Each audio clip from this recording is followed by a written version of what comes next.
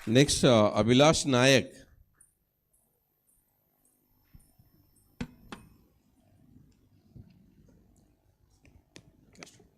माननीय जूरी सदस्यों और मेरे साथी भाई और बहनों, सभी को नमस्कार है।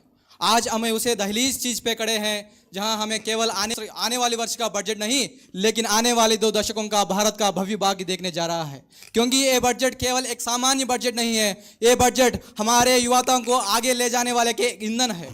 जैसे शेर की ताकत उसके पंजे में है, उसी तरह भारत की ताकत आज इस युवाओं के हाथों में है। इसलिए 2026 का बजट ने हमारे युवाओं के शिक्षा के लिए, हमारे युवाओं के रोजगार के लिए और हमारे युवाओं के लिए उद्योग मित्रा के लिए बहुत योगदान स्थान दिया गया है। हमारे प्रधानमंत्री माननीय श्री नरेंद्र मोदी जी और वित्त मंत्री श्रीमती निर्मला सीतारामन जी ने हमारे इस बजट को 1,33,000 करोड़ विद्या के शिक्षा के दिया गया है, जिसमें हमारे 15,000 स्कूल्स और उनके साथ 500 कॉलेजेस में हमारे लिए एवीजीसी का लैब शिक्षा किया जा रहा है। उसके साथ इस देश की बेटियां के लिए हर एक जिले में उनके लिए एक हॉस्टल बनाया जा रहा है, जिसे हमारे महिलाओं के लिए, हमारे बेटियों के लिए इस देश की विकसित भारत में शामिल कर सकते हैं। उसी तरह आज हमारे इस देश में जैसी हमारे एमएसएमई के द्वारा हर एक 1000 आईटीएस को पीएम सेतु के द्वारा 6,000 करोड़ दिया जा रहा है। उसके साथ 60,000 करोड़ से आज हमें नए 5 टाउनशिप्स को बना रहा है। उन सभी को मैं हाई स्पीड रेलवे नेटवर्क से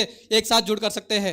ये बल्कि यही नहीं, हमारे देश के लिए उन्नति के लिए क्वांटम कंप्यूटिंग हो, सेमीकंडक्टर टेक्नोलॉजी हो, न्यूक्लियर स्पेस टेक्नोलॉजी भी हो, हमें हर एक चीज में आगे रहना पड़ता है। आज हमारे प्यारी भारत माँ आपकी सभी युवाओं के इंतजार कर रहा है, क्योंकि आज भारत एक नया ट्रेंड जा रहा है। वर्ल्ड प्लेटफॉर्म में आज भारत एक नया ट्रेंड को ओपन कर रहा है, जहां हमारे ग्लोबल साउथ पावर को हमें हासिल करना पड़ता है। केवल दक्षिण एशिया में ही नहीं, पूरे सिंधु महासमुंदर पर आज हमारे नेट सिक्योरिटी प्रोवाइडर जैसा भारत बन रहा है। इसलिए हमारे युवाओं को आगे आना पड़ता है। और उसके साथ मेरे मन में एक ही प्रश्न है, क्या हमारे भारत इस बजट के द्वारा ही विकसित बन सकता है? नहीं, इसके लिए हमारे प्रभुत्व के जिम्मेदारी और युवाओं के भागीदारी होते ही लक्ष्य साकार हो सकता है। इसलिए मुझे पूरे विश्वास है नरेंद्र मोदी की सरकार पर और इस देश के युवाओं के पर मुझे पूरे भरोसा है, क्योंकि इस देश के युवाओं में केवल उनका खून में हमारा छत्रपति संभाजी महाराज की बलिदान है, जिसमें भगत सिंह की त्याग है और उनके साथ एपीजे अब्दुल कलाम जैसा दृष्टिकोण है।